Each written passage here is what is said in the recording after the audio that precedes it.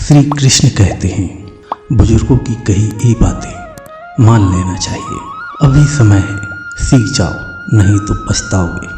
समय कभी लौट कर नहीं आएगा। समय की कद्र करो, नहीं तो समय तुम्हारी कद्र नहीं करेगा। हमेशा खेलते ही नहीं रहो, हमेशा सोते ही नहीं रहो। ब्रह्म मुहूर्त में उठो, तुम्हें दिन इतना बड़ा लगने लगेगा कि तुम सोचोगे कि आज इतने काम कर लिए और बाकी समय में कौन सा काम और कर लूं। समय निकल जाने के बाद कोई तुम्हें नहीं पूछेगा। अपने ईश्वर को मत भूलो, रिश्तों की पहचान करो। दोस्त बनाने के पहले उसको पहचानो। सामान्यतः यह वह शब्द हैं जो सभी बुजुर्ग अपने बच्चों से कहते रहते हैं और समय निकल जाने के बाद हर एक इंसान अपने बुजुर्गों के द्वारा कहे शब्दों को याद करता है। बहुत कम इंसान होते हैं जो बुजुर्गों की बताई बातों को मानते हैं। वर्तमान में अधिकांश इंसान बुजुर्गों की कही इन बातों को अपने लिए केवल काल्पनिक मानते हैं। आज का इंसान तो अनुभवी बुजुर्गों के लिए ताने मारते हैं। तुमने अपनी ज़िंदगी में क्या कर लिया जो हमें यह शिक्षा देते हो? तुम क्यों नहीं कर पाए कुछ? वो इंसान भूल जाते हैं कि उम्र के जिस पड़ाव से वह गुजर रहा है उससे पहले उनके बुजुर्ग वह पड़ाव पार कर चुके हैं। तभी तो वह तुम्हें शिक्षा देते हैं, सलाह देते हैं, केवल इसलिए क्योंकि अगर उन्होंने गलती की है तो वह गलती तुम ना करो।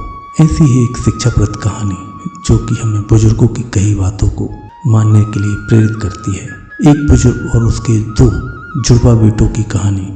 उस बुजुर्ग के दो बेटे आज 25 वर्ष के हो चुके हैं। एक बेटा दिन भर घूमता रहता है, गलत संगत में पड़ा होता है, नशा करता है, पैसों को उड़ाता रहता है जो कि उसके बुजुर्ग पिता के होते हैं।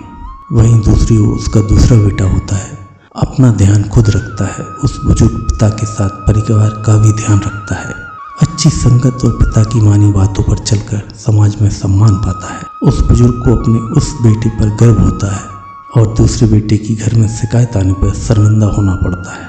उस पिता ने अपने दोनों बेटों को एक साथ उनके बचपन से ही वही बातें सिखाई थी जो उसके पिता ने उसे बताई थी। एक बेटा उन बातों पर अमल करता था और अपने पिता की दी हुई शिक्षा को ग्रहण करता है। दूसरा बेटा अपने पिता की बातों को नज़रअंदाज करता है।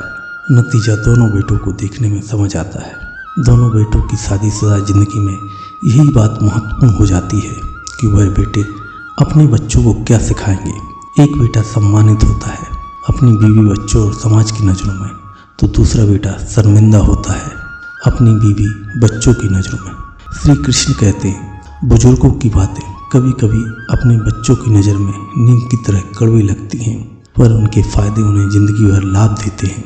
जो बच्चे अपने बुजुर्गों की ये बातें न मानकर अपनी राह खुद चुनते हैं, उन्हें ऐसे ही शर्मिंदा होना पड़ता है।